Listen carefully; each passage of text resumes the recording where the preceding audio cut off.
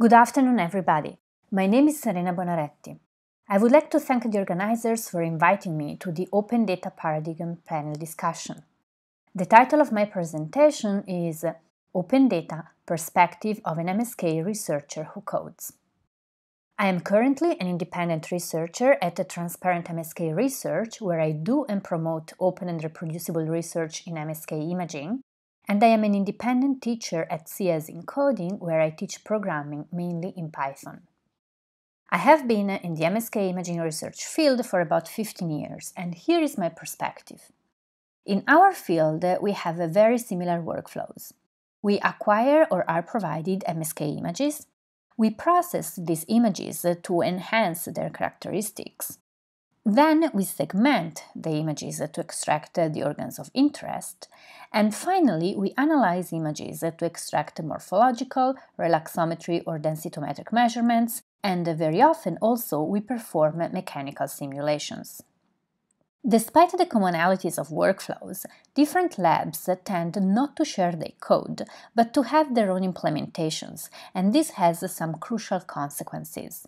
First of all, it makes it hard to assess the value of scientific claims because it is very challenging to reproduce studies. Second, it is difficult to build on previous work present in the literature because one has to recode algorithms. And finally, it is challenging to compare existing and new algorithms. As a consequence, all this might slow down the community as a whole. We know that we have been facing some practical limitations to sharing code. Workflows are often a combination of proprietary software and in-house implementation. The use of proprietary software implies that each lab has to buy licenses, and maybe some labs do not have enough funding. In-house code is often a patchwork of code written in different languages and by different researchers, which very often makes installations difficult, even for newcomers in the same lab. In addition, there are historical reasons for the limitation of shared code. Until a few years ago, there was a lack of repositories to share code. Publications tend not to value code, which, when present, is often relegated to the supplementary material. And finally, we have to deal with the publish or perish culture, which might favor the attitude not to share code. But nowadays, things start to be different. We have the computational tools to do open and reproducible research, such as Python, which is an open-source programming language with libraries for medical image processing and analysis, such as SimpleITK. Jupyter Notebook, which allows us to create documents integrating narrative, code, and visualizations, favoring the reproducibility of workflows. And there are code repositories, the most famous of which is surely GitHub. In addition, researchers embrace openness and reproducibility more and more. There are plenty of examples also in other communities, such as the brain imaging community or the geosciences communities, and we can surely learn a lot from them.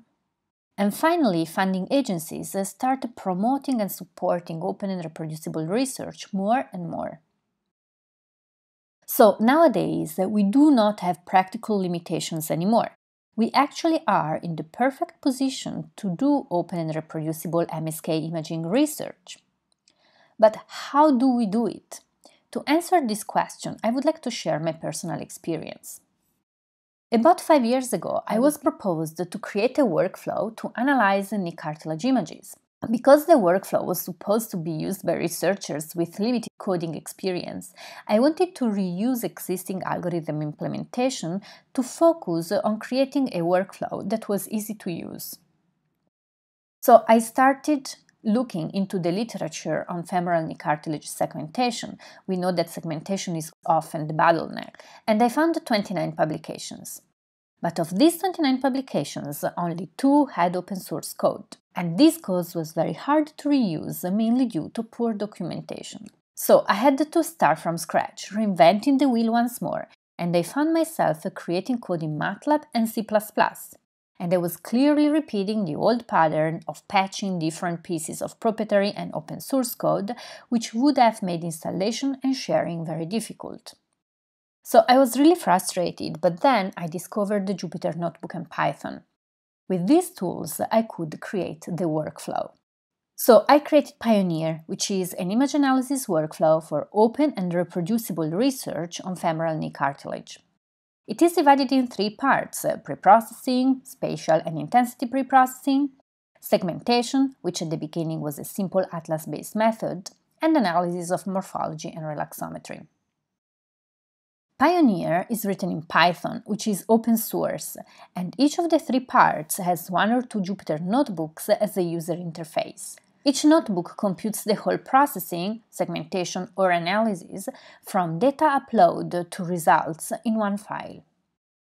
It is very easy to use because researchers just have to load their own images and click one button to obtain the results. It is very easy to share as it is completely open source. And it is highly reproducible as it can be rerun multiple times. After creating and releasing Pioneer, I started to discuss open and reproducible MSK imaging research with the colleagues at conferences and informally, and I realized that many have the same perspective as I have, and many are willing to contribute. On the other side, I got in contact with Python and Jupyter developers and communities who are really willing to often support and contribute as well. So about 1 year ago, we wrote a little proposal that got accepted, and we started creating what we called the Jupyter community in MSK imaging. Right now, we are 17 researchers from different labs in the world, including North America, Europe, Middle East, and Australia, with the fundamental support of ITK. And you might recognize some faces here.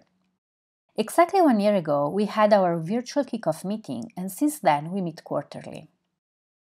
We are committed to develop very concrete projects. First of all, we are working on some coding projects. We are creating a core package called PiMSK that is going to contain basic code to read and write images, visualize images, calculate bone and cartilage metrics, and so on. PiMSK is going to be the base of organ-specific packages. We have divided ourselves in 3 groups. One group that I'm also part of is working on improving the segmentation algorithm of Pioneer. Another group is focused on creating tools for bone erosion analysis from HRPQCT images. And finally, the third group is focused on creating the whole pipeline from segmentation to mechanical evaluation for the hip. Each project has or will create use cases using Jupyter Notebook to favor openness, reproducibility, and ease of use. In addition, we are designing ways to collect and organize data intended mainly as images and their metadata, mainly to be able to compare the different algorithms that we are going to implement. And we are collecting tutorials, videos, notebooks, and other learning material to support the spread of knowledge, implementation, and use of the tools we are creating for open and reproducible MSK imaging research. And the next year we will finally have the workshop that we were supposed to have 1 year ago. It will be right before PiMSK here in the Netherlands. There will be 25 to 30 participants, so we definitely have space for newcomers. And then there will be learning sessions, hackathon sessions, we will define new projects, and so on. We are definitely looking for new contributors and funding, so if you're interested, please contact me or anybody else in the group. So, in conclusion to my talk, I would like to sum up and say that nowadays it is possible to do open and reproducible MSK imaging research. Jupyter Notebook and Python are excellent tools to do that. And in the Jupyter Community MSK Imaging, we are creating solid basics, and if you want to contribute, you are more than welcome. Thank you very much for your attention, and I'm looking forward to the discussion.